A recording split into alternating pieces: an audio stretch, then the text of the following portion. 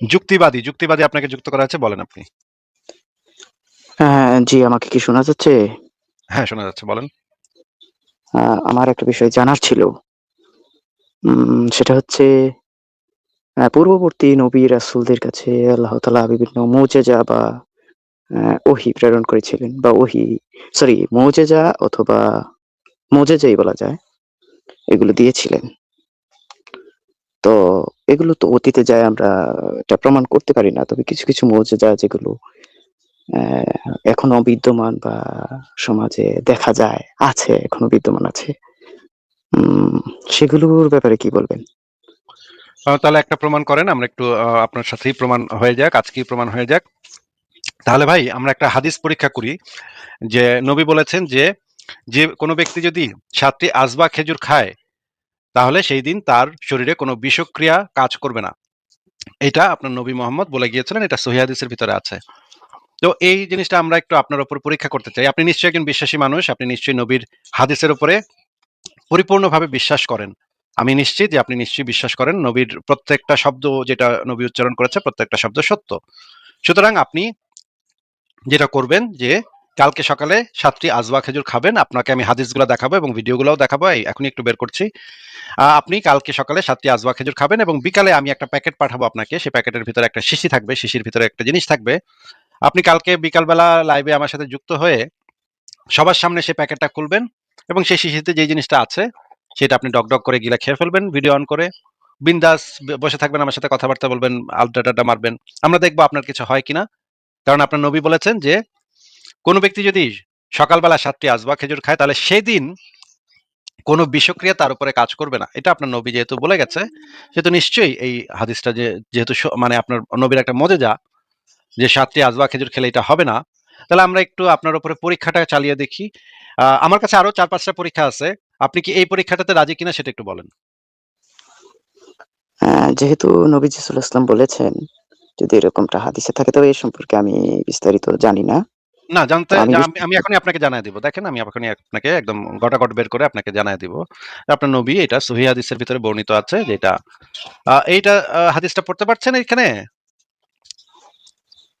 একটু বড় করলে ভালো হতো। আচ্ছা, ঠিক আছে, বড় করছি। এই এই হাদিসটা পড়েন তাহলে। জি, সহিহ বুখারী তাওহীদ পাবলিকেশন। এখানে আছে আজওয়া খেজুর দিয়ে জাদুর চিকিৎসা প্রসঙ্গে। সাদ রাদিয়াল্লাহু তাআলা হতে বর্ণিত, তিনি বলেন, আমি রাসূলুল্লাহ সাল্লাল্লাহু আলাইহি ওয়াসাল্লামকে বলতে শুনেছি, যে ব্যক্তি সকালবেলায় 7টি আজওয়া মদিনায় উৎপন্ন উৎকৃষ্ট খুরমা খেজুর খাবে, সেদিন কোনো বিষ বা জাদু তার কোনো ক্ষতি করবে না। আচ্ছা, সেদিন কোনো বিষ বা জাদু তার কোনো ক্ষতি করবে না, এটা এখানে বলা আছে। আপনি মদিনার খেজুর এখন মানে সুপার মার্কেটে পাওয়া যায়, মদিনার উৎকৃষ্ট যে আজবা খেজুর, সেটা আপনি কিনে খেতে পারেন, অসুবিধা নেই। আপনি কি খাবেন আমি টাকা দিয়ে দিব, আপনি কিনে খাবেন। বুখারী শরীফ তাওহীদ পাবলিকেশনস 5445। রাসূলুল্লাহ বলেছেন, যে ব্যক্তি প্রত্যেকদিন সকালবেলায় 7টি আজওয়া উৎকৃষ্ট খেজুর খাবে, সেদিন সেদিন কোনো বিষ ও জাদু তার কোনো ক্ষতি করবে না। আচ্ছা, তিরমিজি শরীফ ইসলামিক ফাউন্ডেশন 2072। আজওয়া খেজুর হচ্ছে জান্নাতি, এতে আছে বিষের প্রতিষেধক। আচ্ছা, এইবার দেখি আমরা আজওয়া খেজুর কাকে বলে। সহিউল বুখারী, দেখেন এখানে যে জিনিসটা বলা আছে যে আহ, এই যে আজওয়া খেজুর খেলে সেই রাত পর্যন্ত কিছু কোনো বিষক্রিয়া কাজ করবে না। আচ্ছা, আর একটু দেখি এটার ভিডিওটাও দেখি। আল্লাহ রাসূল সাল্লাল্লাহু আলাইহি ওয়াসাল্লাম সুস্বাস্থ্যের জন্য আজওয়া ডে, যেটা আজওয়া খাবার, আজওয়া আল মদিনা, মদিনার যে আজওয়া খেজুর, এটা খেতে বলেছেন। এবং সহিহ বুখারীর বর্ণনায় এসেছে, কেউ যদি প্রতিদিন সকালবেলা 7টি আজওয়া খেজুর খায়, ওই দিন কোনো বিষ বা সাপের কামড় কিংবা কোনো জাদু বান এগুলো তাকে কখনো ক্ষতি করবে না, যদি আজওয়া খেজুর খাওয়ার অভ্যেস থাকে। আমরা অতি সম্প্রতি একটা ভিডিও দেখেছি, ইরানের একজন স্কলার, তিনি প্রতিদিন অনেক বছর ধরে আজওয়া খেজুর খাওয়ার অভ্যেস ছিল, এবং তিনি একটি ডিবেটের মাঝখানে তিনি বলেছেন, আমি এত বছর ধরে আজওয়া খেজুর খাই এবং আমার বিশ্বাস আমি বিষ খেলে আমাকে এটা ক্ষতি করতে পারবে না। তখন সে সবার সামনে বিষ পান করেছিল, এবং আল্লাহর মেহেরবানি, আল্লাহর কি কুদরত যে এখনো পর্যন্ত ওই ব্যক্তি সুস্থ আছে। তাই আমরা হেলদি ডায়েট হিসেবে আজওয়া খেজুর খেতে পারি, যেটা যে কোনো ধরনের রোগ বালাই থেকে আমাদেরকে হেফাজত করবে। আপনাদেরকে দিব সেটা হলো আজওয়া খেজুর খাওয়া। সহিহ বুখারী হাদিস নম্বর 5445, রাসূল সাল্লাল্লাহু আলাইহি ওয়াসাল্লাম বলেন, যেই ব্যক্তি প্রতিদিন সকালবেলা 7টি আজওয়া খেজুর খাবে, সেই ব্যক্তির শরীরে সাম্মুন ওয়ালা সিহরুন, ওই ব্যক্তির শরীরে কোনো বিষ ক্রিয়া কাজ করবে না, আর কোনো জাদুও কাজ করবে না। আপনাকে হত্যার জন্য কোনো শত্রু যদি আপনার বিরুদ্ধে জাদু করে, আপনি নিয়মিত আজওয়া খেজুর খান। মদিনার উৎকৃষ্ট মানের খেজুর বাংলাদেশে খুব কম পাওয়া যায়, যারা হাজিরা হজ করতে যান তারা অনেকে কিনে নিয়ে আসেন। এই আজওয়া খেজুর যদি প্রতিদিন সকালে 7টা করে খায়, আল্লাহ তাআলা তাকে এই রোগ থেকে সহ যে কোনো রোগ থেকে মুক্ত রাখতে পারেন। এটা আপনি খাবেন ইনশাআল্লাহ। আপনার জন্য এবারে প্রশ্ন, প্রতিদিন সকালে কয়টি আজওয়া খেজুর খালি পেটে খেলে সেদিন তাকে কোনো বিষ বা জাদু ক্ষতি করতে পারবে না বলে হাদিসে বর্ণিত রয়েছে? ক 1টি, খ 3টি, গ 7টি, ঘ 10টি।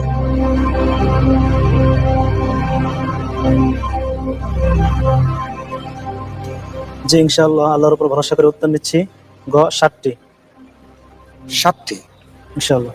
লক করে দেওয়া হোক গ 7টি। আমি দেখতে পাচ্ছি যে আপনি যে উত্তরটি দিয়েছেন 7টি খেজুর বা গ, আপনার উত্তরটি সঠিক হয়েছে। আলহামদুলিল্লাহ। আলহামদুলিল্লাহ। জি আচ্ছা ভাই, আপনি কি দেখতে পেয়েছেন? জি জি, আমি আচ্ছা, দেখলাম। আপনাকে আমি ভিডিও, হুজুরদের ওয়াজ এবং একই সাথে হাদিস সবই আপনাকে দেখালাম। এখন আপনি এই পরীক্ষাটা কবে করবেন একটু যদি দিন তারিখ বলেন। এখন আবার নানা ধরনের তেনা পেঁচান না যে ভাই এই আজওয়া খেজুর, না ভাই আমি পারবো না ভাই, আমার নবীর হাদিসের উপরে বিশ্বাস নেই ভাই, আমি এখন নবীর হাদিস ইয়া করাইতে গিয়ে নিজের জান দিব নাকি।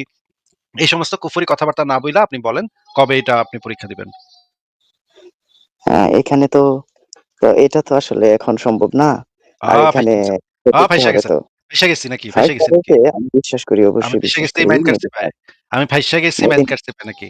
এই নাস্তিক না, এমন জায়গাতে এখানে ধরছে। এখানে একটা কথা এখন তো বলা ভাই, আছে যে আরে নবীর কথাকে মানে এখন আপনার মনে মনে ভাবতেছেন যে আরে দূর হালা নবী কি কইছে না কইছে এটার জন্য আমি না, আমার জানতাম নাকি। না, আমি সেটা ভাবতেছি না। তবে এখানে আছে মদিনার যেই খেজুর আজওয়া, সেটা খেতে হবে এবং প্রতিদিন মদিনা থেকে আমি এটা আপনাকে আনায় খেতে দিব, হবে। অসুবিধা নেই, মদিনা থেকে আনায় দিব। কিন্তু একদম মদিনার একদম প্যাকেট করা খেজুর আপনার কাছে পৌঁছে যাবে আজওয়া, যেটা হচ্ছে মদিনার একদম প্যাকেট করা, সিল করা, মদিনা থেকে আসবে, অসুবিধা নেই ভাই, আমি আপনাকে পৌঁছে দিব, কোনো সমস্যা নাই ভাই। আচ্ছা, আপনি নিজেই মদিনার থেকে মানে ইয়া করে আনান, মদিনা থেকে যত টাকা লাগে আমি আপনাকে দিতেছি ভাই, 20,000 টাকা দিতেছি, হ্যাঁ 20,000 টাকা বিকাশ করতেছি। 20,000 টাকা দিয়ে তো মদিনার এই 7টি আজওয়া খেজুর তো আনাই যায়, এটা তো কোনো ব্যাপারই না। হ্যাঁ 20,000 টাকা দিলে আরো অনেক বেশি খেজুর আনতে পারবেন মদিনা থেকে, ইম্পোর্ট করবেন আর কি, সরাসরি মদিনা থেকে আসবে উৎকৃষ্ট আজওয়া খেজুর। এখন তো না ভাই জি, আর কোনো উপায় এটা নেই আপনার। না, নিশ্চয়ই কিন্তু আমরা একটা জিনিস বুঝি, সেটা হচ্ছে বিভিন্ন ফলের মধ্যে বিভিন্ন প্রতিষেধক আরে থাকে। ভাই, এটা ফলের মধ্যে কি এটা বাল থাকুক না না থাকুক সেটা নিয়ে তো আমরা আলোচনা করতেছি না, আমরা আলোচনা করতেছি নবীর হাদিসটা সত্য প্রমাণ করে আমরা নাস্তিকদের জবাব দিয়ে দিব, আজকে ইসলামের সত্যতা আমরা প্রমাণ করে দিব নাস্তিকদের কাছে, তাই না ভাই? আপনি তো এটা তো নাস্তিকদের কাছে প্রতিদিন ইসলামের খেতে সত্য, হবে। ওইখানে লেখা আছে হ্যাঁ প্রতিদিন খেলে ওই দিন আর কোনো কাজ করবে না, যেদিন যেদিন আপনি খাবেন সেদিন কাজ করবে না, ওইখানে লেখা আছে যেদিন খাবেন সেই দিন আর কোনো কাজ করবে না। আপনাকে নবী বলছে প্রতিদিনই খাইতে, হ্যাঁ প্রতিদিন আপনি খাইতে পারেন, কিন্তু আপনি যেদিন খাইবেন সেই দিন আপনার উপরে কোনো বিষক্রিয়া কাজ করবে না। আপনাকে আমি পটাশিয়াম সায়ানাইড পাঠাবো, সেটা আমি জানি যে আপনার আল্লাহর বাপেও আপনারা বাঁচাতে পারবো না। হ্যাঁ, আল্লাহর বাপ কেন, আল্লাহর 14 গোষ্ঠী মিল্লা ঠিক করে কানলেও উপায় নাই ভাই, উপায় নাই। পটাশিয়াম সায়ানাইড এমনই জিনিস, আল্লাহর বাপ দাদা 14 গোষ্ঠী নাই মা আসলেও ওর বাপেরাও এসে কিছু করতে পারবো না। এখন আমরা পরীক্ষা করে দেখবো এ যে, হ্যাঁ বলেন জি, বলেন। পটাশিয়াম সায়ানাইড, এটা কি বিষক্রিয়া নাকি এটা অ্যাসিড জাতীয় কোনো কিছু? এটা একদম এটা তো এটা একটা বিষ, এটা একটা খুবই বিখ্যাত একটা বিষ, যেটা হচ্ছে ভয়ঙ্করতম বিষগুলোর ভিতরে একটা। খাওয়ার 10 থেকে 15 সেকেন্ডের মধ্যে আপনার এসে যাওয়ার কথা আর কি। তবে বিভিন্ন ফলমূলে প্রতিষেধক থাকে, সেটা আমি বিশ্বাস করি। হ্যাঁ, এটা হতে থাকে পারে। কি থাকে না সেটা নিয়ে তো আমরা কথা বলতেছি না ভাই। ফলে কি থাকে না না থাকে সেটা নিয়ে কথা বলতেছি না ভাই। আপনি নবীর হাদিসকে প্রমাণ করতে আসছেন। আমরা একটু আজকে দেখি। এখন আপনি তো আপনার ভাবসাব দেখে মনে হইতেছে কি ভাষাটা ফাঁসলাম রে ভাই নাস্তিকের লাইভে আইসা। এখন যদি আমি বিষ খাই তাহলে তো ভাই আমি তো বাঁচবো না। আমার আল্লাহ আমারে বাঁচাইতে পারবে না। আমার নবীও আরে ধুর লাথি মারি নবীর পাছায়। আমি খাবো না। ভাই আপনি তো পুরা পল্টি নিয়ে ফেললেন ভাই। আপনি তো পুরাই পল্টি নিয়ে ফেললেন। আমাদের সাথে ফারাজ ভাই আসছে, দেখেন ফারাজ ভাই। আমাদের এই যুক্তিবাদী মানুষ ভাইটি আসছিলেন যে নবীর হাদিস যে সত্য এটা প্রমাণ করতে, এখন পোল্টি নিয়ে ফেললো, এখন কইতাছে যে নবীর হাদিস মানে তার যথেষ্ট বিশ্বাসযোগ্য মনে হচ্ছে না, তার একটু ভয় ভয় লাগতেছে মনে হয়, বুকটা একটু কাঁপতেছে। নবীর হাদিস বাইনা যদি আমি খাই তাহলে তো আমি ভাই বাসুম কি বাসুম না, ওনার একটু সন্দেহ সন্দেহ লাগতেছে। এটা কি ইমানের দুর্বলতা না ফারাজ ভাই? কাফের ভাই, কাফের, পুরো কাফের, জাহান্নামী। ছি, ছি, ছি, ছি, ছি, ছি, ছি, ছি। আমি তো ভাবছিলাম আমাদের এই দিনী ভাইটি মানে সাচ্চা ইমানদার একজন ভাই, যার মনে একদম পরিপূর্ণ ইমান, পরিপূর্ণ অন্ধবিশ্বাস, একদম টইটম্বর করতেছে অন্ধবিশ্বাস বা ইমান। কিন্তু এখন তো দেখতেছি ওনার ইমানটা একটু লড়বড় লড়বড় করতেছে, ইমানটা আর ঠিক রাখতে পারতেছে না উনি। যুক্তিবাদী ভাই, আপনি তো ভাই ইমানটা ঠিক রাখতে পারতেছেন বলে মনে হইতেছে না ভাই, ওর সমস্যাটা কি কোন তো? না, আমি তো সেটা বলি নাই যে এটা অগ্রহণযোগ্য কোনো কিছু। আমরা তো বিভিন্ন ঔষধ ট্যাবলেট তাহলে খাইলে অত তাহলে প্রতিষেধক তাহলে আমরা প্রক্রিয়া তাহলে পরীক্ষাটা এটা করতে রাজি হচ্ছেন না কেন? এখন কি পরীক্ষাটা এখন বিভিন্ন এখন তেনাতেনা তো পেঁচায়, আসলে তেনাতেনা পেঁচা এখন কিভাবে এই পরীক্ষা থেকে নিষ্কৃতি পাওয়া যায় এটা ভাবতেছেন নাকি চিন্তা করতেছেন ভাই? কেমনে বাঁচি এই পরীক্ষা থেকে, কেমনে বাঁচন যায়?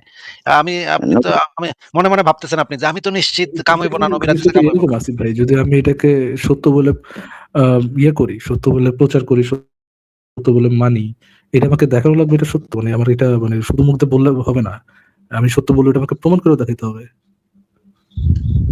এরকম কিছু বলতেছেন আসিফ ভাই? আমি তো এরকমই জানি যে কেউ যদি সত্য দাবি করে এ- প্রমাণ এটা করে দেখাতে হবে। এটা কি ভাই ইয়ে না, এটা কি ভাই মুসলিমদের উপর আপনি একটা, মুমিনদের উপর আপনি একটা জেনোসাইড চালাতেছেন না ভাই? মুখের কথার সাথে কাজের মিল থাকতে হবে, এই জিনিস এক্সপেক্ট করা কি একটা জেনোসাইড না আসিফ ভাই? তাও তো কথা, তাও তো কথা। যুক্তিবাদী ভাই, আপনি কি ভাবছিলেন যে নবীর হাদিস সত্য এটা কইলেই আমি আপনারে বলবো ভাই ঠিকই কইছেন, নবীর হাদিস সত্য, চলেন আমরা হজ করে আহি, চলেন আমরা ইসলাম গ্রহণ করি? আপনি কি ভাবছিলেন আপনি কইবেন আর আমরা মাইনে লমু? আমরা একটু পরীক্ষা করবো না? আপনার ইমানেরও তো এখানে পরীক্ষা হয়ে যাচ্ছে। আপনি যদি প্রকৃত একজন ইমানদার হইতেন, নবীর সাচ্চা প্রেমিক হইতেন, তাহলে আপনি কইতেন নবীর একটা হাদিস প্রমাণ করতে হলে দরকার হলে আমি জান দিয়ে দিমু, তা আমি হাদিস দেখা দিমু যে এটা সত্য। আমি জানের পরোয়া করি না, আমি নবীর একটা চুলের দামও আমার জানের থেকে বেশি, এটা বইলে আপনি ঝাঁপায় পড়তেন পরীক্ষা দিতে, তাই না ভাই? না, এখানে ঝাঁপায়া পড়ার কি হলো? এখানে নবীজি সাল্লাল্লাহু আলাইহি ওয়াসাল্লাম বলছেন, এটা আমি অবশ্যই বিশ্বাস করি। এবং হ্যাঁ, এখানে এটাই তো যে আমরা, প্রসেসটা এটাই তো আছে আমরা পরীক্ষা পরীক্ষা করতে সেটাও তো ফলো পরীক্ষা করতে করতে হবে হবে। নাকি? পরীক্ষাটা করি। কবে করবেন? এটা এখানে প্রতিদিন বলা আছে। তাহলে আমাকে অনেকদিন খেতে হবে, অবশ্যই খেতে হবে। তারপর বিষক্রিয়া ইয়ে করতে হবে। এখানে বলা এটা আছে যে এখন এটা প্রতিদিন খেয়ে খাইতে নিবো বলছে, তারপর ইয়ে করবো, প্রতিদিন এরকম কি খাইতে বলা আছে? বলছে। অনেকদিন বাদ দেন আসিফ ভাই, অনেকদিন কতদিন ভাই? হ্যাঁ, প্রতিদিনের কথা বলা কতদিন? আছে। কতদিন, কতদিন খেতে হবে? মানে কতদিন খাইলে ওটা প্রতিদিন খাওয়া হবে আপনার? তো এটা প্রতিষেধক অবশ্যই থাকতে পারে। ফলের মধ্যে প্রতিষেধক থাকতেই পারে। কতদিন খাওয়ার পরে আপনি পটাশিয়াম সায়ানাইডটা খাইতে যাবেন? একটু লিখে দেন ভাই, কন্ট্রাক্ট করে দেন। 1 বছর? এটা এ সম্পর্কে আমার বিস্তারিত জানা নাই। তবে 2 বছর? এটা দেখতে আসলে কি 3 ব্যাপারটা। বছর? করি ভাই 4 অবশ্যই। বছর? যুক্তিবাদী ভাই 4 বছর?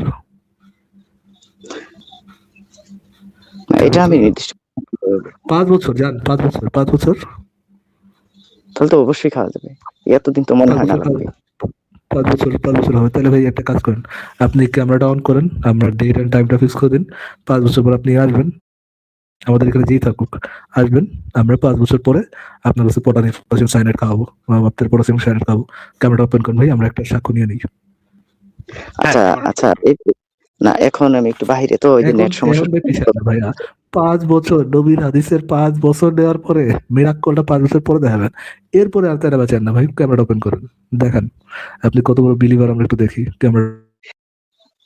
না জি, আমাকে তো দেখতে পাবেন, আমি একটু অন্ধকারে যে দাঁড়ানো বাহিরে আছি না না সমস্যা নেই, রুমে। আপনি লাইট অন করেন ভাই, বাইরের ভিতরে গিয়ে লাইট অন করেন। রুমে ঘর তো আছে নাকি?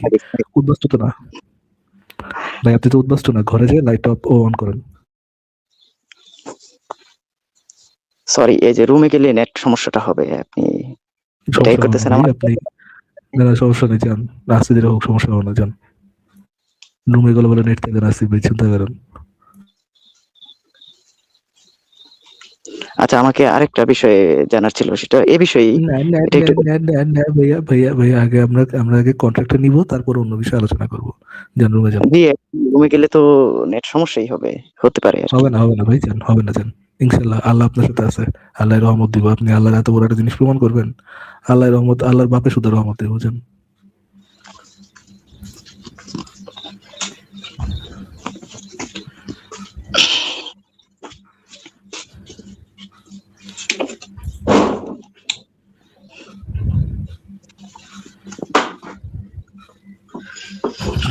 আচ্ছা ভাই, ক্যামেরা ওপেন করেছে, ভাইয়ের এটা দেখি।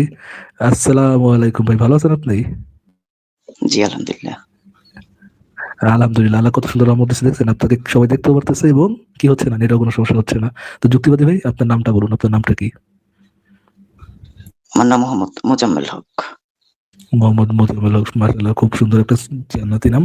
তো মোজাম্মেল হক সাহেব, বাড়ি কোথায় আপনার? জি, আমার বাড়ি গাজীপুর। গাজীপুর। গাজীপুরের মোজাম্মেল হক সাহেব, আপনি ক্যামেরা ওপেন রাখেন ভাই, ক্যামেরা ওপেন রাখেন। দর্শকদের একটু দেখা দরকার আছে। মোজাম্মেল হক ফ্রম গাজীপুর, তিনি আমাদেরকে এই দিলেন, এই প্রতিশ্রুতি দিলেন যে 5 বছর উনি কি খাবে? উনি হচ্ছে 5 বছর আজওয়া খেজুর খাবেন। আজওয়া খেজুর খাওয়ার পরে 5 বছর পর এসে উনি পটাশিয়াম সায়ানাইড খাওয়ার টেস্টটা দিবেন। ঠিক আছে? ঠিক আছে? এই যে আপনার মোজাম্মেল সাহেব, আচ্ছা, এই বিষয়ে পটাশিয়াম সায়ানাইডের কথা বলছেন, আমরা কি সেটা তাহলে, বুঝতে তার মানে কি আমরা 2030 সালে আপনার এই টেস্টটা নিতে পারবো? যুক্তিবাদী ভাই, আমার একটা কথা আছে, সেটা হচ্ছে পটাশিয়াম সায়ানাইড এটা কি এটা কি কোনো অ্যাসিড জাতীয় কিছু নাকি, সেটা এটা তো বিষ বুঝবো। ভাই, আচ্ছা, বিষ, বিষ, ন্যাচারাল সোর্সের বিষ। সেটা অন্য ধরনের বিষয় নেওয়া যেতে পারে। এ সম্পর্কে আমি কিন্তু এটা তো ম্যাটার করে না যুক্তিবাদী ভাই, এটা কোন টাইপের বিষ। আপনার নবী তো বলে গেছে, যে কোনো প্রকার বিষ ও কালো জাদু আপনার উপরে কি করবে না, কোনো ধরনের এফেক্ট ফেলাবে না। এটা যেই ধরনের বিষই হোক, আপনার তো এত কিছু দেওয়ার দরকার নেই। এটা দুনিয়ার সবচেয়ে মারাত্মক বিষ। খাইলে যে আপনি একটু আগে যে বললেন যে আল্লাহর পাপে বাঁচিতে পারবে না, আল্লাহর শুধু বসে বাঁচিতে পারবেন আপনারা, বাট আপনি তো বিশ্বাস করেন যে কিছু হবে না আপনার। আপনি তাহলে 2030 সালে এই টেস্টটা নিবেন নাকি মোজাম্মেল সাহেব? আচ্ছা, এই সম্পর্কে আমি জেনে আপনাদেরকে পরবর্তীতে যুক্ত হয়ে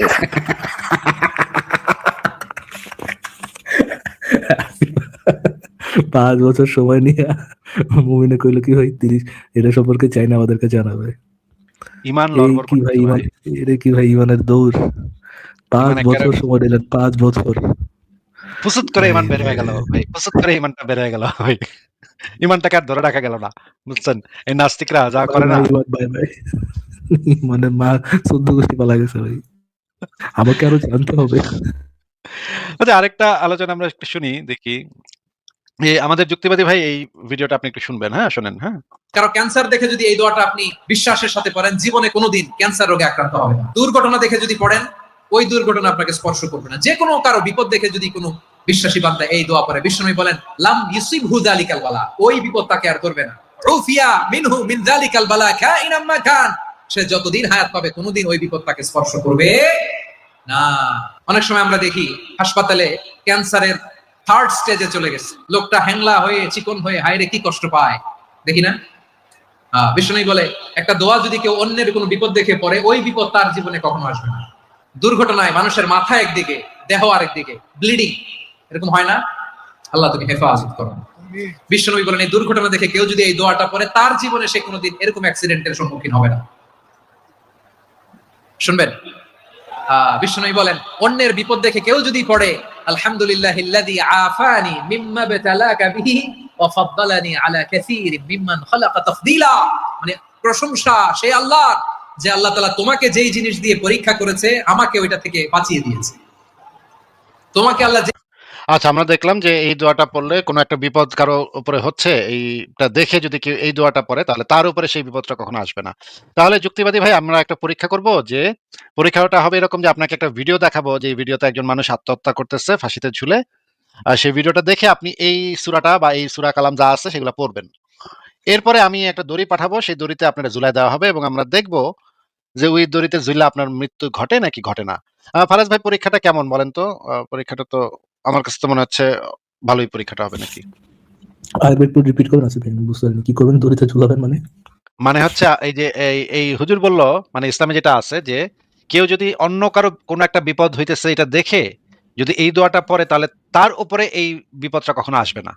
হ্যাঁ, এটা হচ্ছে সেইটাকে প্রোটেকশন দেওয়ার দোয়া। এখন আমরা যে পরীক্ষাটা করব সেটা হচ্ছে, যুক্তিবাদী ভাইকে আমরা একটা মানুষের একটা ভিডিও দেখাবো, যে ভিডিওতে একজন মানুষ, তৃতীয় একটা মানুষ আত্মহত্যা করতেছে। এখন এই ভিডিওটা দেখে আমাদের যুক্তিবাদী ভাইটি ওই দোয়াটা পড়বে। তার মানে ওই যে আচ্ছা, ফাঁসিতে ঝুলে যে মৃত্যু, এইটা তো, এই বিপদটা তো ওনার উপরে কখনো আসবে না, তাই না? ফাঁসিতে ঝুলে মৃত্যুটা তো হবেই না, হওয়া সম্ভব না ওনার কাছে, ওনার সাথে। এরপরে আমরা করব কি, ওনাকে একটা ফাঁসির দড়িতে ঝুলায় টাঙায় দিব। এবং দেখবো যে উনি ওই ফাঁসির দড়িতে ঝুল্লা ওনার কি ওই ওই সূরাটা ওনাকে রক্ষা করে নাকি রক্ষা করে না, সেটা আমরা একটু পরীক্ষা করে দেখবো। ওই সূরার এটা ফজিলত ব্যাপক আমি ব্যাপক বুদ্ধি ভাই আপনার। ব্যাপক কথা বলেছেন। আমি হলে বলতাম যে ভাই আইসিএস এর একটা ফুটে যাওয়ার ভিডিও দেখার পরে ওনার ওনার পাচার মতো একটা বোম লাগে।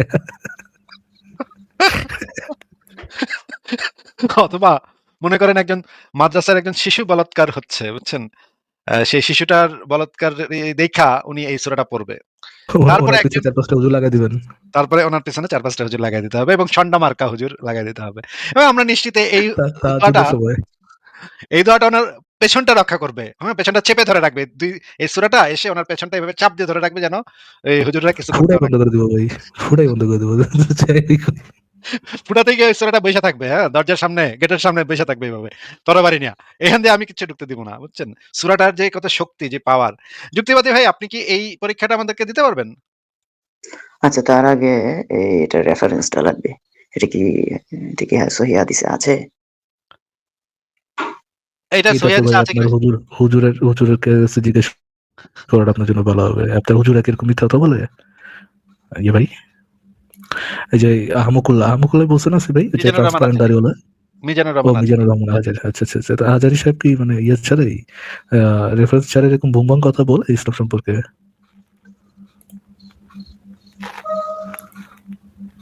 ভাই বলে হ্যালো, আবার কবি কি আবার নীরব হয়ে গেল? মিজানুর রহমান হ্যালো। আজহারি সাহেব রেফারেন্স ছাড়া জি। কি এরকম ভুমভাং কথা বলে? না, অন্য একজনের কথায় ত্রুটি থাকতে পারে। ও মিজানুর অনেক রহমান কথা আজহারি সাহেব ভুমভাং কথা বলে, তো অতিরিক্ত ভুমভাং কথা বলে আর কি রেফারেন্স না, ছাড়া সব কথা যে ইসলাম বলে সম্পর্কে। সেটা না। তবে কিছু কথা তো এটা তো যাচাই করে দেখতেই হবে। তাহলে আপনি মিজানুর রহমান আজহারির কাছে এটা ইয়ে করে নিয়ে আসেন, এটা রেফারেন্স চাই নিয়ে আসেন। যদি উনি বলে রেফারেন্স ঠিক আছে, তাহলে তো আপনার পরীক্ষাটা করাই যায়। যদি ঠিক এটা না? হাদিসে দাবি তো থাকে তাহলে দাবি তো আপনার অবশ্যই মিজানুর রহমান বিশ- আজহারি। যদি হাদিস থাকে তাহলে অবশ্যই আপনি ইয়েটা করবেন আর কি, গলায় দড়ি দিবেন, তো সমস্যা হবে না, তাই তো? এখন হাদিস থেকে বলতে হবে। যদি এরকমটা যদি থাকে থাকে আমি অবশ্যই বিশ্বাস করি এটা। অবশ্যই আপনি তো গলায় দড়ি দিতে আপনার কোনো সমস্যা হবে না। পরে তো যদি আবার গলায় বলবেন দড়ি না যে থাকে আরো রিসার্চ তাহলে করা অবশ্যই। লাগবে, এটা তো বলবেন নাকি? জি, হাদিসের রেফারেন্স পাওয়ার পরে আপনি তো বলবেন না যে আমার আরো রিসার্চ করা লাগবে, এটা তো বলবেন না। সুন্দর মতো গলায় দড়ি দেওয়ার জন্য প্রস্তুত হয়ে যাবে নাকি? হাদিসে থাকলে অবশ্যই এটা আমি এটা আচ্ছা করা আচ্ছা যাবে আচ্ছা অবশ্যই। আচ্ছা। এটা কিন্তু এটা তো একটু হাদিস আগে যে লাগবে। আপনি প্রমাণটা দেখাইছেন আর কি। গলায় দড়ি দেওয়ার কথা বলা আছে কিনা সেটা তো দেখতে হবে নাকি? কোথায়? হাদিসে তো গলায় দড়ি দেওয়ার কথা বলা থাকবে কেন? যে কোনো বিপদ বলতে ওটা লেখা থাকবে, যে কোনো বিপদ ইনক্লুডিং গলায় দড়ি, এটা লিখে দেওয়া লাগবে হাদিসে, তাই তো? এখন এটা যদি একটু উল্টা করেন তাহলে তো হবে না। আচ্ছা, ঠিক আছে, যান, গলার দড়ি বাদ। আপনি যুক্তিবাদী না ভাই, গান্ডুবাদী, এটার মানে আপনাকে একটা ভিডিও দেখাবো যেখানে ছাদ থেকে ধাক্কা দিয়ে একজন মানুষকে ফেলে দেওয়া হচ্ছে এবং সে নিচে পড়ে, তার উপরে এই বিপদটা আসলো। এন্ড আপনি ওইটা দেখে, ভিডিওটা দেখে এই সূরাটা পড়বেন। তারপর আপনার ছাদে নিয়ে যাওয়া হবে, আরেকজন লোক রাখা হবে আস্তে করে একটা ধাক্কা দিয়ে দেওয়ার জন্য। আমরা নিশ্চিত যে আপনার তো কিছুই হবে না, বিপদ তো আপনার হবে না, আর ছাদ থেকে পড়ে তো আপনার মৃত্যু হবে না। কারণ হাদিসে তো এটা বলা আছে, আজারি তো এই জিনিসটা বললো। হাদিসে এটা আছে, জিনিসটা হাদিসে আছে, আমি পরে বের করে দেখাবো আপনাকে, বা আপনি নিজেই খুঁজে বের করতে পারেন। তো এইটাতে তো তখন তো হাদিস থেকে বের হলে তখন তো আর এটা করতে আপনার কোনো সমস্যা থাকবে না, নাকি ভাই? অবশ্যই না। হাদিস কিন্তু যেহেতু এটা আগেরটা নিয়ে তো একটু কনফিউশন ছিল আপনার। এখন দেখা যাচ্ছে একটু ইমানটা আরেকটু পোক্ত কনফিউশন। হয়েছে আপনার, আরেকটু পোক্ত হয়েছে। এইবার আমি আপনাকে এমন একটা হাদিস বলবো যে এই হাদিসটা একদম এই মুহূর্তে প্রমাণ করা যায় ভাই। হ্যাঁ, একদম খাড়ার উপরে প্রমাণ করে দেওয়া যায়। যুক্তিবাদী ভাই, এই মুহূর্তে খাড়ার উপরে আমরা প্রমাণ করি, চলেন। হ্যাঁ, যুক্তিবাদী ভাই, জি বলেন, দেখান কি? একটা হাদিসে আছে যে আপনি যদি কোনো এক সময় যদি আয়াতুল কুরসি পড়েন, তাহলে সেই দিন আপনি যদি আয়াতুল কুরসি পড়ে যদি আপনি ফু দেন, তাহলে সেই দিন আপনার বাসায় সেই রাত আপনার বাসায় কোনো চুরি হবে না। আপনাকে ফেরেশতারা আপনার বাসায় পাহারা দিবে।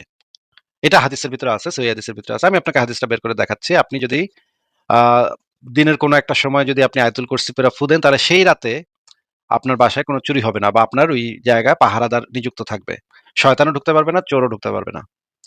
এখন আপনার ব্যাংকে কত টাকা আছে ভাই? আচ্ছা, যাই হোক আছে। আচ্ছা। আপনি আপনার ব্যাংকের যে ইউজার নেম, পাসওয়ার্ড এবং ওটিপি সেগুলো আমারে দিয়ে দিবেন এবং আপনি সন্ধ্যার সময় সূরা পইড়া, আয়াতুল কুরসি পইড়া আপনার ব্যাংক অ্যাকাউন্টে ফু দিবেন একটা, হ্যাঁ? আ মানে এটিএম বুথে গিয়ে আপনার ব্যাংক অ্যাকাউন্টের ওই যে এটিএম বুথের যে ফুটারা আছে, সেই ফুটাটা দিয়ে আপনি একটা ফু দিবেন আয়াতুল কুরসি পইড়া। তাইলে আপনার অ্যাকাউন্টটা আল্লাহ পাকের ফেরেশতারা এসে রক্ষা করবে। তো আপনি তো আমারে পাসওয়ার্ড, ইউজার নেম তো দিয়েই দিচ্ছেন। আমি সুন্দর করে আপনার অ্যাকাউন্টটা খালি করে দিমু এবং দেখমু যে আপনার আল্লাহর ফেরেশতারা আমারে আটকাইতে পারে নাকি আটকাইতে পারে না। আটকাইতে পারলে তো আমরা বুঝবো যে হ্যাঁ, ফেরেশতারা আটকায় দিছে, আমারে পারি নাই আমি চুরি করতে। আর যদি আটকাইতে না পারে তাইলে তো ভাই আপনার ফেরেশতারা ফেল মারবো। এটা করবেন কিনা বলেন? এখন হাদিসটা একটু দেখান, আর যে ইয়েটা করতেছেন সেটা সম্পর্কে বলছে, ব্যাংক একদম অ্যাকাউন্টের এখানে এটা প্রোটেক্ট করার কথা বলছে, যেকোনো জায়গায় যদি আপনি আবার কোনো চুরির কথা বলা হয়েছে? সেটা যেকোনো জায়গা। যদি আপনি আয়াতুল কুরসি পড়ে ফু দেন তাহলে যেকোনো জায়গাকে আল্লাহ আ মানে নিরাপদ করে দিবে। আচ্ছা ঠিক আছে, দেখাচ্ছি দাঁড়ান। রেফারেন্সটা কই আছে?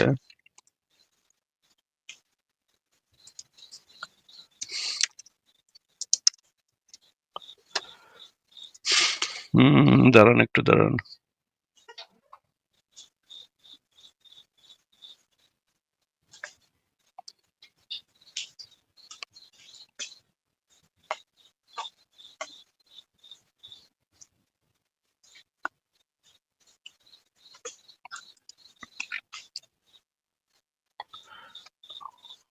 আচ্ছা, রেফারেন্সটা পাচ্ছি না কেন?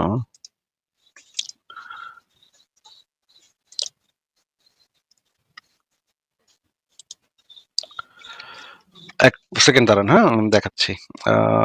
এইখানে আছে।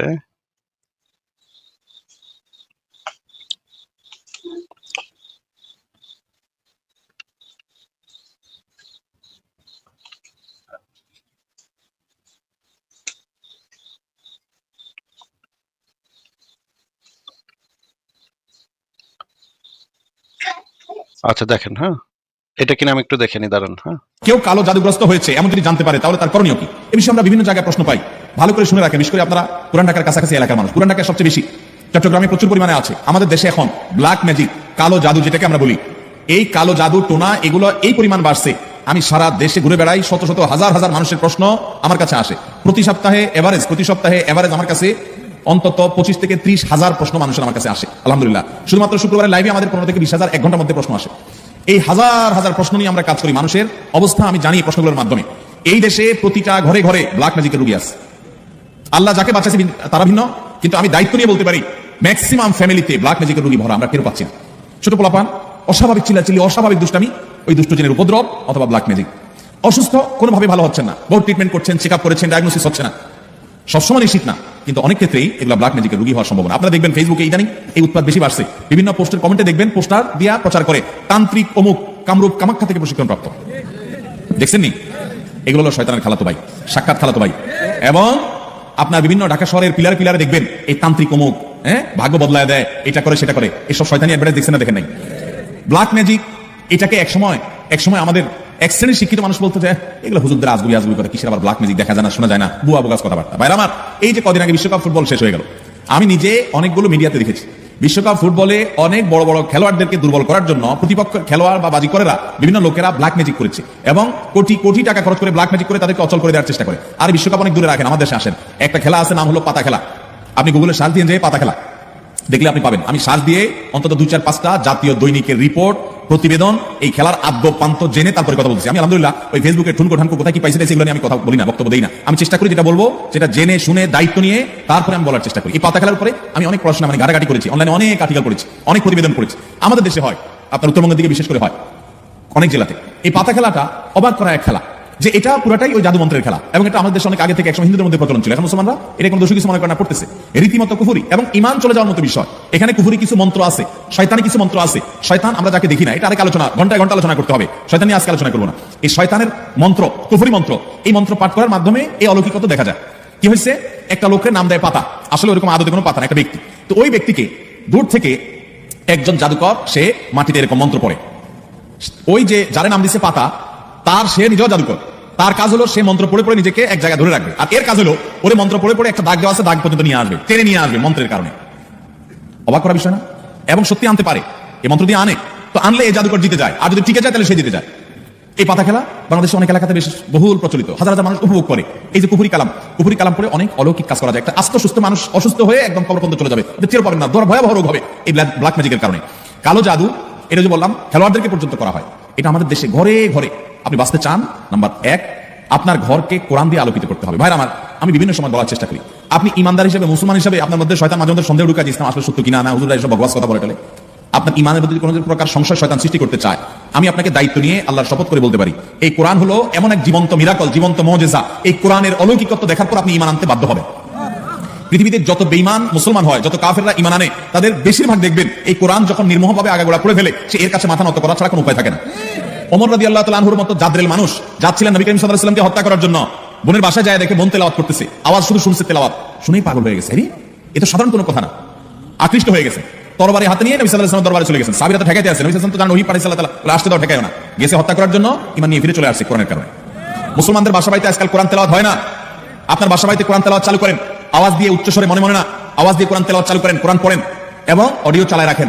ব্ল্যাক ম্যাজিক, দুষ্টদের উপদ্রব থেকে বাঁচার জন্য এটা মহৌষধ। বিশেষ করে একটা সূরা, সূরা বাকারা, জোরে জোরে নিজেরা তেলাওয়াত করেন। তেলাওয়াত করতে পারেন না তো অডিও চালায় রাখেন। সূরা বাকারার তেলাওয়াত যত বেশি ভাষায় চালু করে রাখবেন, নবী সাল্লাল্লাহু আলাইহি ওয়াসাল্লাম হাদিসে বলা আছে, দুষ্টজিন এবং শয়তান ভাষায় প্রভাব ফেলতে পারবে না। এক। দ্বিতীয় আমল, তাহলে কোরআন বেশি বেশি পড়বেন, বিশেষ করে সূরা বাকারা। দ্বিতীয় আমল হলো সকাল সন্ধ্যার দোয়া এবং জিকির, এগুলো নিয়মিত পড়বেন, এগুলো রক্ষা কবচের মতো কাজ দেয়। তৃতীয় আমল হলো ঘরের মধ্যে কোনো হারাম জিনিস রাখবেন না, ছবি টবি এটা সেটা রাখবেন না। আচ্ছা, আমি একটা ভুল ভিডিও ছাড়ছিলাম, সেই ভিডিওটার ভিতরে বললো না, কিন্তু এই ভিডিওটার ভিতরে অনেক কিছু আছে। আমি তাহলে সঠিক ভিডিওটা এখন খুঁজে পাইছি। সঠিক ভিডিওটা আচ্ছা, আমি আপনাকে দেখাচ্ছি। একটু দেখেন ভাই, একটু দেখে নেন, একটু দেখে নেন ভাই, রেফারেন্স দেন। একটু দেখে নেন ভাই, দেখে নেন। হ্যাঁ, দেখেন আগে। নাতুল ফেরদাউস, আপনি জানতে চেয়েছেন আয়াতুল কুরসি পড়ে হাতের মধ্যে জোরে জোরে 3টা তালি দিলে তালির আওয়াজ যত দূর যাবে ততদূর চোর ডাকাত বা শয়তান আসতে পারবে না, এটা কতখানি সত্যি? বোন জান্নাতুল ফেরদাউস, আয়াতুল কুরসি সম্পর্কে রাসূল করিম সাল্লাল্লাহু আলাইহি ওয়াসাল্লাম থেকে একাধিক হাদিস বর্ণিত রয়েছে এর ফজিলত এবং মর্যাদা প্রসঙ্গে। তার একটি মর্যাদা বিষয় এও যে যেই বাসায়, যে ভবনে বা যে বাড়িতে বা যে জায়গায় বসে আয়াতুল কুরসি রাতের বেলা তেলাওয়াত করা হয়, সেখানে আল্লাহ রাব্বুল আলামিন চুরি দাড়ি এগুলো থেকে তাদেরকে হেফাজত রাখেন। অতএব আয়াতুল কুরসির এটি একটি ফজিলত বিশুদ্ধভাবে প্রমাণিত যে সেখানে আয়াতুল কুরসি পাঠ করলে আর চুরি হবে না ওই রাতে। আয়াতুল কুরসির বিশেষ ফজিলত আছে কি? আয়াতুল কুরসির অনেক ফজিলত আছে, শুধু বিশেষ ফজিলত আছে এই প্রশ্ন না, বরং অনেকগুলো ফজিলত আছে। এর মধ্যে থেকে একটি ফজিলত হলো যে এটি কোরআন কারীমের সবচেয়ে শ্রেষ্ঠ আয়াত। বিভিন্ন হাদিসে এটি প্রমাণিত হয়েছে। উবাই ইবনে কাব রাদিয়াল্লাহু তাআলা নবী করিম সাল্লাল্লাহু আলাইহি ওয়াসাল্লাম প্রশ্ন করেছেন, তুমি কি জানো আয়াতুল কুরসির কোরআন কারীমের সবচেয়ে শ্রেষ্ঠ আয়াত কোনটি? তিনি বলেন, না, আল্লাহ এবং আল্লাহর রাসূল ভালো জানেন। তখন নবী করিম সাল্লাল্লাহু আলাইহি ওয়াসাল্লাম বলেছেন আয়াতুল কুরসি। দ্বিতীয়ত, আয়াতুল কুরসিতে আল্লাহ তাআলার গুণবাচক নাম এবং সিফাতগুলো, মৌলিক সবগুলো এখানে চলে এসেছে, যার কারণে অন্য আয়াত থেকে স্বতন্ত্র, এর মর্যাদা অনেক বেশি। তৃতীয়ত, এই আয়াতুল কুরসি এটি শয়তান থেকে আমাদেরকে রক্ষা করে, শয়তান থেকে, দুষ্ট জিন থেকে রক্ষা করে। বিশেষ করে সকাল সন্ধ্যা কেউ যদি আয়াতুল কুরসি পড়ে, তাহলে সারাদিনের জন্য, সকাল পড়ে সারাদিনের জন্য, সন্ধ্যা পড়ে সারা রাতের জন্য আল্লাহ তার শয়তান থেকে তাকে হেফাজত রাখেন। তাছাড়া এর আরেকটা ফজিলত হলো যে চোরের যে চুরি, এগুলো থেকে আল্লাহ তাআলা হেফাজত রাখেন। বুখারীতে একটি বর্ণনা রয়েছে আবু রাদিয়াল্লাহু তাআলা থেকে, যে রাতের বেলায় কোনো ঘরে, কোনো বাসায়, কোনো জায়গায় যেখানে চুরির আশঙ্কা করা হচ্ছে, সেখানে এই আয়াতুল কুরসি পাঠ করা হলে আল্লাহ রাব্বুল আলামিন সেখানে বিশেষ করে শয়তানের থেকে হেফাজত করেন, সেই সাথে চোরের চুরি থেকেও হেফাজতের কথা অনেক বলেছেন হাদিসের আলোকে। আচ্ছা ভাই, আপনি কি ভিডিওগুলো শুনতে পেয়েছেন, যুক্তিবাদী ভাই?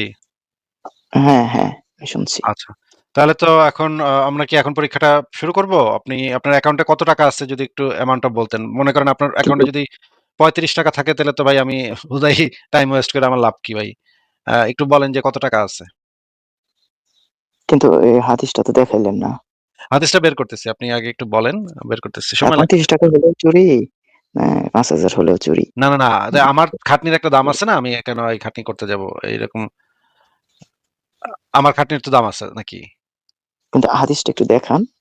আরে হাদিস তো দেখাবো বলছি। আহমদুল্লাহ বলল সে কি আর বুখারীর হাদিসের কথা বলল, সে কি মিথ্যা কথা কইছে নাকি? আমরা তো হাদিস দেখাবো, এরপরে আমরা পরীক্ষা শুরু করব। আপনি আগে একটু বলেন যে আপনার অ্যাকাউন্টে অ্যামাউন্ট কত আছে এই মুহূর্তে? সে যাই হোক, সেটা তো আরে ভাই বলেন ভাই, সে যাই হোক, একটু পরে তো আমি এটা নিয়েই নিমু। এটা আপনি এত গোপনের কি আছে? কত টাকা আছে সেটা কোন? 1 লাখ, 5 লাখ, আর একটা রেঞ্জ বলেন, কত এরকম, কত টাকা? আর এই হাদিসটা না দেখায় আপনি আরে কয় লাখ আছে? কয় লাখ আমার আছে? জানা নাই। হাদিস তো আমি দেখাবো, তারপরে তো আপনি আমারে পাসওয়ার্ড দিবেন, আপনি অসুবিধা তো তখন নাই। হাদিসে কি বলছে আরে এটা? হাদিস, আরে আমরা তো আপনার হাদিস দেখাই আপনার থেকে পাসওয়ার্ডটা নিব তো। দেখান, পাসওয়ার্ড আর হাদিসটা দেখান। ওটিপি আবারও কইতাছে, দেখেন। যখন আপনি হাদিসটা দেখার পরেই পাসওয়ার্ড এবং ওটিপি নাম্বারটা দিয়েন, কোনো সমস্যা নাই। হাদিস দেখার পরে দিয়েন, অসুবিধা নাই, কিন্তু আগে বলেন যে আপনার অ্যাকাউন্টে আছে কত টাকা, আছে কত। না, সেটা আমি বলতে চাচ্ছি না এখন। ওমা, কেন বলতে চাচ্ছেন? আমার তো টাকাটা আপনার কাছ থেকে ওই অ্যাকাউন্ট থেকে নিয়ে নিতে হবে না? নাহলে আমি কত টাকা উইথড্র করবো এখান থেকে? বিকাশ নাম্বারটা দেন এবং আপনার ওটিপি নাম্বারটা দেন ভাই। আপনি রেফারেন্সটা কি দেখাবেন না?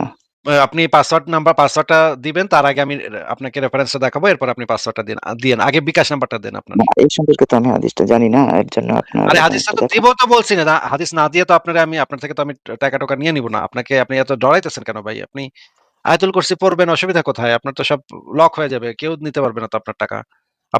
আপনি হাদিসের উপরে বিশ্বাস করতেছেন না? বিকাশ নাম্বারটা দেন আগে ভাই, বিকাশ নাম্বারটা বলেন। আমি একটু লগ ইন করি, আপনি বিকাশ নাম্বারটা বলেন, তারপরে ওটিপি নাম্বারটা চাওয়ার আগে আমি আপনাকে হাদিসটা দেখাই দিব, অসুবিধা নেই, বলেন। ও ভাই, ও ভাই যুক্তিবাদী ভাই, কি আপনার কি মুখ কি বন্ধ হয়ে গেল নাকি? ফারাজ ভাই দেখছেন অবস্থা, এর মুখ বন্ধ হয়ে গেছে ওনার। ফারাজ ভাই, আমার কথা কি শোনা খুব যাচ্ছে? ইমানদার ভাই, ইমানের। হ্যাঁ হ্যাঁ, শোনা যাচ্ছে ভাই, খুব ইমানদার, প্রমাণ পাওয়া যাচ্ছে ভাই। একের মুখ বন্ধ হয়ে গেছে। যুক্তিবাদী ভাই, এই যে দেখেন গেছে গা। টাকা দিব না ভাই, হাদিসের গোষ্ঠী বাড়ি টাকা দিব না। কি একটা অবস্থা চিন্তা করেন। এইখানে ইমান খুব শক্ত ভাই, when it comes to টাকা ইমান 100 বিকাশ নাম্বার কেন দিব? কি মাইন্ড করছি পাই পড়লাম নাস্তিক লাইভে আইসা, বিকাশ নাম্বার দিব কেন? আমার সব টাকা নিয়ে যাইবো এই নাস্তিক দিয়ে। দিন যাবো, দিনের 10 দিন তো আবার বিকাশের টাকা লয়ে যাবো গোষ্ঠী বাড়ি দিনের। বেচারার ইমানও যাইবো, বিকাশও যাইবো, তাই না? তার থেকে বিকাশটা থাকুক, ইমান ইমানের গোষ্ঠী মারা সারা। ঠিক আছে পারাস ভাই, আমি তাহলে বিদায় নেই আজকে।